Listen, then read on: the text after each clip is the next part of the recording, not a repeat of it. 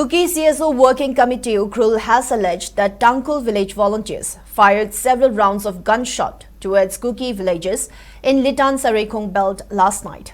According to the committee, the incident occurred at around 10:10 p.m. last night when shots were fired from the direction of New Haven towards Chepu Yaulin.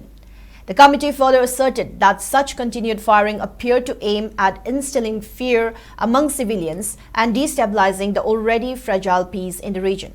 In a strongly worded statement, the committee questioned the silence of Tangkhul apex bodies and flagged what it described as the inaction of both the Manipur government and the centre, asking how long lawless elements would be allowed to operate unchecked.